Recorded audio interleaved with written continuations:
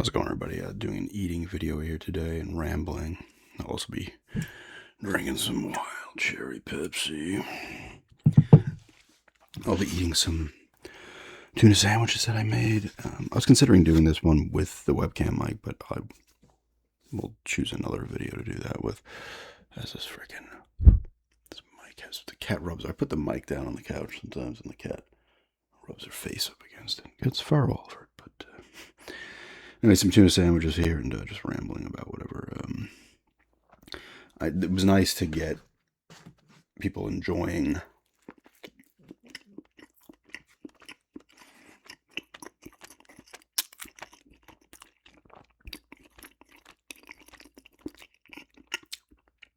the webcam mic camera brushing video. A lot of people, got a lot of feedback on it. People liking the mic.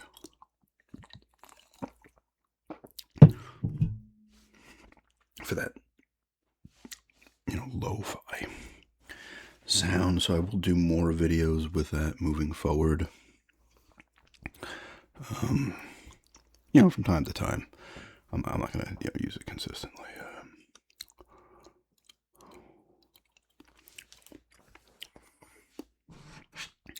But I will definitely do a ramble with it and stuff.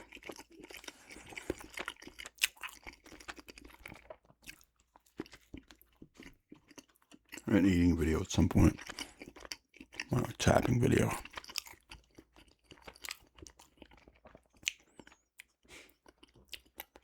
Cat's over there, of course. I gave her a little bit of the tuna. I thought she was going to be fiending for this, but she isn't. I don't know if she doesn't like the scent of the light mayo and the paprika, salt and pepper.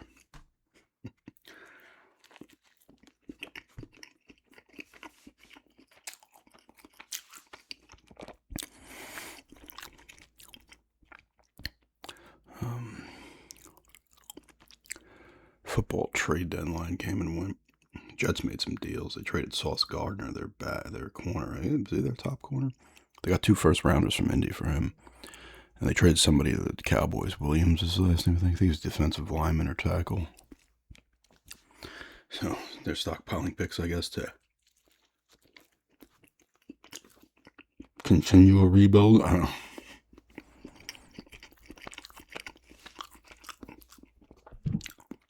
They're rebuilding the rebuild.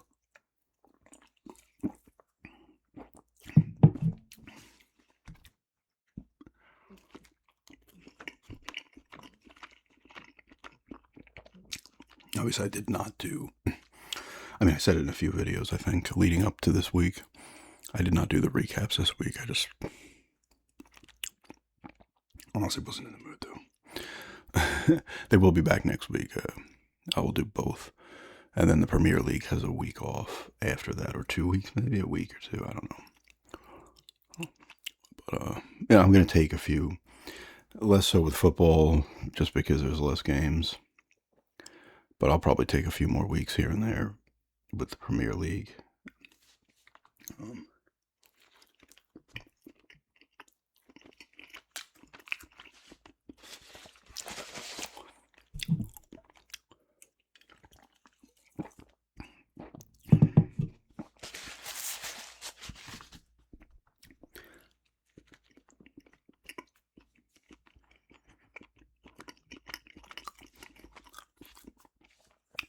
I think I mentioned in another video, Aston Villa did lose 2-0 to Liverpool. I talked about that game a little bit in the week prior, that recap, where I was like, yeah, it's never good when you're playing a team that's good on a losing streak, because all of a sudden they snap it all away. I think one of the goals was like the Martinez, the Aston Villa goaltender, like almost like gave it right to the dude.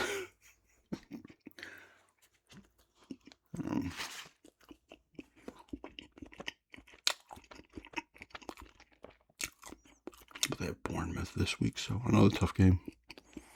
I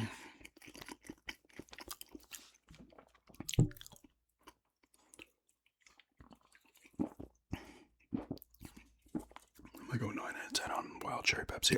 I probably reviewed this at some point like years ago.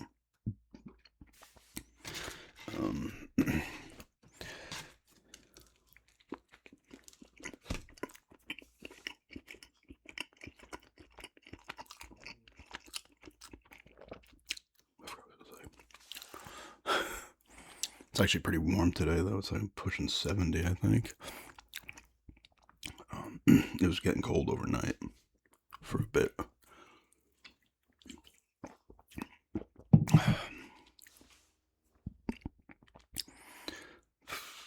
Yeah, like I said, I went to the doctor yesterday. Did I say that in the update video? I might have brought it up briefly.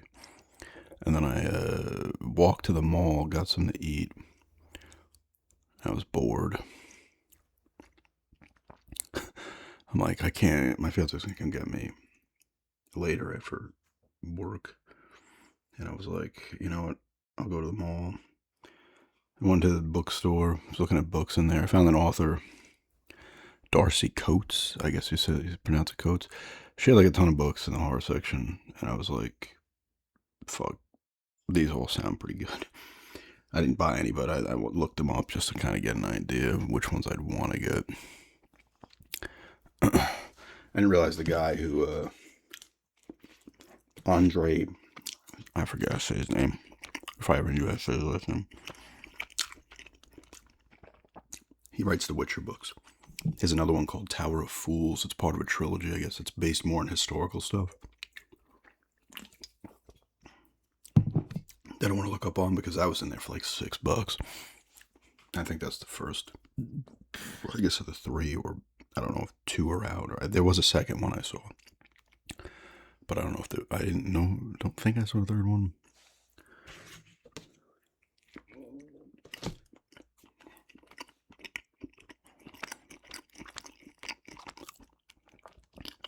Books A Million, this place is called. I guess it's a chain. I don't know how many states it's in. Pretty good. It's not huge, but they got a good amount of stuff. And then, yeah, you have the pop figures and the Legos and board games. There's a Scream game I saw. It almost looked a little bit like Clue. I was like, that could actually be kind of cool.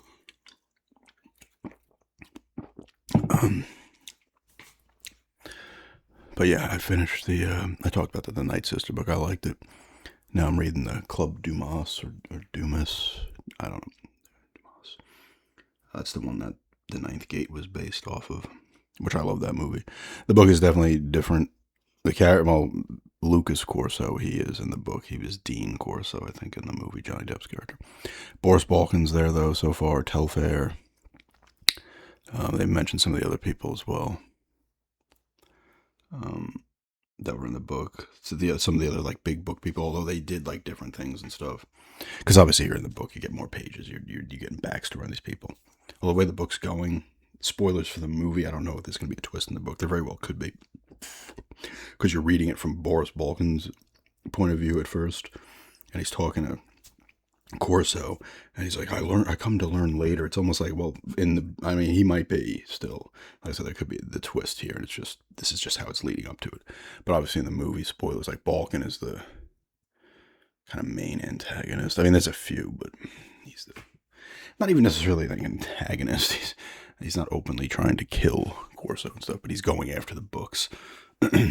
the books of the 9 books of the, no, is it? Oh, but they call it different in this one. And the other one was like the Kingdoms of Shadow and the 9. This one's the books over here. I could look.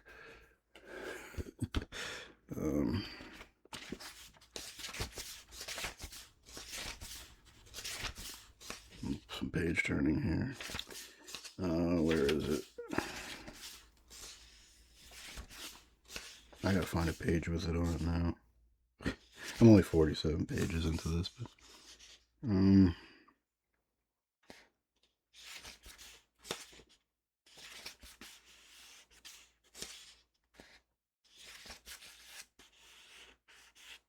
oh, here, Book of the 9 Doors of the Kingdom of Shadows. It was it was Gates in the other one. The 9 Gates.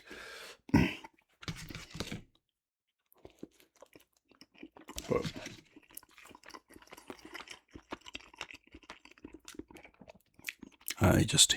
he was just talking to Talfairs or Talfair, whatever you say. His wife.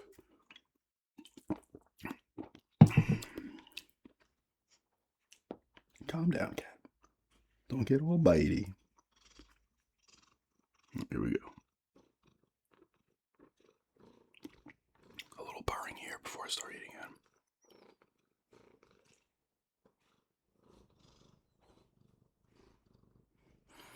She likes to hang out on here on the couch when I'm in here, so.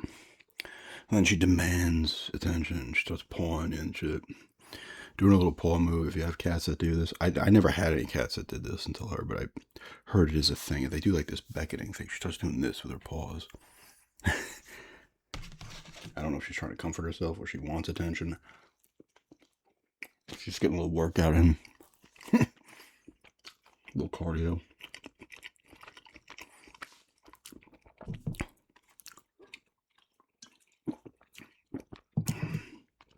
Well, when I said baseball's over, I talked about the World Series briefly and another the ramble I did the other day. So now we're into football and basketball and hockey are starting. Schaefer, the Islanders rookie, the 18-year-old defenseman, he has got like 11 points. He's playing great. I watched a couple. I think I watched 3 Islander games. They're exactly what they are right now. They're like 6-5-2. This is the exact team they are. They'll float around 500, a little above or under. This is probably the BL season. They can't. Their goaltending is not big. And Sorokin, he is just doesn't look great. Like a few games he looked good, but I mean, and that's not all him because defensively they make some. I watched him. He started in 2 of the games, and Rittich, the backup, started in the other game I watched. It's like night and day how sloppy they play in front of Sorokin, and how sloppy and how much tighter they kind of play in front of Rittich. They still make their mistakes, but man, they play sloppy with Sorokin. It's bad, dude. Turning the puck over constantly, just lazy on defense. I'm like, it's almost like you're doing it on purpose. Like, I didn't realize this.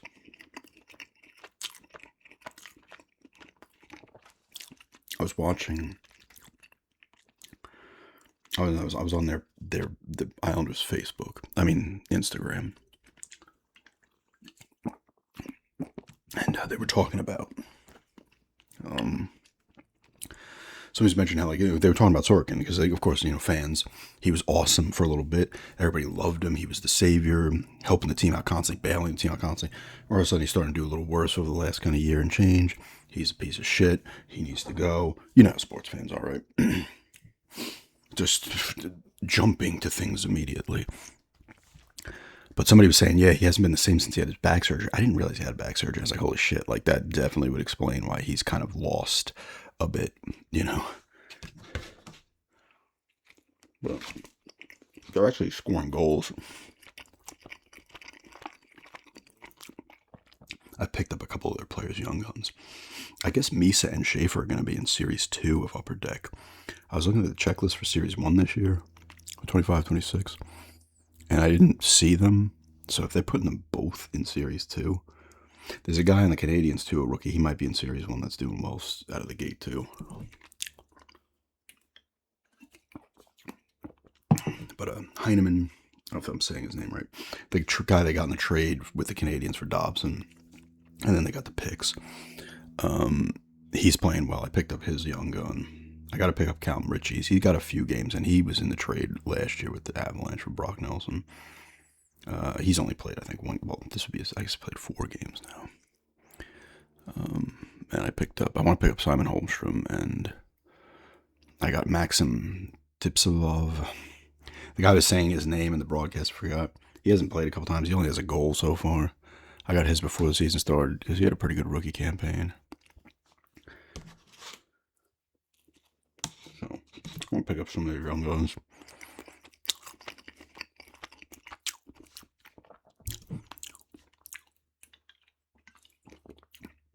It's funny, like Schaefer's rookie card is not even out yet, and it's probably already getting boosted in value because he looks really good. Like, he looks legitimately good. He's fast, decent shot, but he's always making a play. He gets pucks on the net on offense and in the power play, and he is fast for a defenseman, and he's pretty good on puck control. He's pretty, so far, he's not huge, and you see some of the players, of course, because he's a rookie, they're kind of going after him a bit, and the team immediately comes to his defense. Like if someone's on him, and there's a little bit of a scuffle, like 5 dudes are like over there, which you always like to see. Hockey does that; they protect their rookies and their star players and stuff, and he is pretty good. Like he looks solid defensively. He makes a couple little sloppy plays here and there, but because he's 18, but he still looks pretty. He might be like because guys like Pulak and Pellick, they used to be really good. I don't know what they're just getting older now or something because they used to be. Their Donna's defense used to be awesome, and over the past it's pretty much after Trotz left, they look like shit. I mean Mayfield's not that great. Romanov's solid. He was out. I think they got him in the trade last year or the year before with the Canadians. But there's another guy who came in. I think he ended up playing 2 games. I can't remember his name. Whalen, maybe his last name is. His first game was a Flyers. He got 2 assists. He thought he had his first goal, and his family was I think his mom and dad, maybe somebody else around the crowd. But then he got the assist on it. It was a deflection in front. I forget what his name is. So hopefully they have some good defensemen in the pipeline as well. In the minors that can come up. I think it was his name, Isaiah George. No, that's not him. He might be on the Islanders, though. The other guy they drafted this year, they drafted the 2 dudes. The other guy from Sweden, I believe, and then this other defenseman from Canada, I think. So they got some good guys, and they almost have too many. It's turning into a hockey ramble, an Islanders ramble. They almost have too many players that are solid. This is the same problem Portland has. They don't have although Denny looks really good this year. But they don't. I feel like they have a lot of good players. There's no stars. The Islanders have Barzal and Horvat, I wouldn't call them superstars, but they're both in that level. They're close. They're there. They're they're top dudes. And then a lot of the other guys are very decent to good. So you hope something like Heineman or Holmstrom continues to play well, and some of these other guys break out because they are scoring more goals than they typically do. And of course, they're giving up more because it's sports. That's how it works. But yeah, I haven't played anything since Silent Hill F. I beat it, did the review on it. I want to go back to it again, but not right now. I'm not one to typically start a new game after beating it. I'm like, oh, I'll immediately play it again. Usually I want to jump to something else first, especially after horror games. I need this one wasn't as dreadful, really close to as dreadful. It had the atmosphere there and it was creepy, but it wasn't. Silent Hill gets in your head, man. The Silent Hill 2, I meant to say, gets in your head. This one had good stuff, but it was I talked about maybe did I mention the review? It's a little more brighter, even in the Dark Shrine, so it doesn't have that, which is fine. And there was a lot of good imagery, and the bosses and the enemies are well done, and there was definitely some creepy action in there for sure, but it didn't stick with me dread-wise like Silent Hill. I was oh god, I need to play something with some color in it. I need to play a little bit of a cheer. It can be, I think I ended up playing Life is Strange True Colors. I think that's what it's called. And even though that's a little bit of a, with what happens, there is downer stuff in there and tragic stuff. It's not the same. This is yeah, I'll take this too. This is fine. Compared to Silent Hill 2's relentless, you're almost why am I playing this? It's disgusting. It's gross. It's so depressing. Oh god, I gotta keep playing though. This didn't have that, but it had its moments, but it was more bright. I was gonna say cheery, but no. Because the subject matter in the story is certainly not. But it was good. What else? Yeah, I might jump into something else. I don't know what. I might just start messing with Oblivion Remastered. I forgot I had it because it's a downloadable game. I need to get Her Little Nightmares 3 on the Xbox, downloadable. Yeah, somebody's telling me, oh, that's what I meant to talk about. Also, I was gonna do a video game ramble. I can mention. Once I do another video game ramble, I'll talk about it more there. But I'll mention here as well because the first Halo is getting remade again. It's like it's entering the first Resident Evil territory. And it's coming to PlayStation 5, and people are like, that's kind of the end of Xbox. And in a way, it is. I mean, I think they're going to go all digital in the next console. They're just more concerned with Game Pass right now. It's crazy. They bought all those companies and they have to go this route. It's crazy. Like, Microsoft has been dropping the ball since the announcement of the Xbox One when they said it was a certain amount of money, and then PlayStation came out and was like, ours is less. And they were the HDR, the stuff they were doing then, and then they had to backtrack stuff and switch it, and it was like, oh shit. Hold on a second. All right.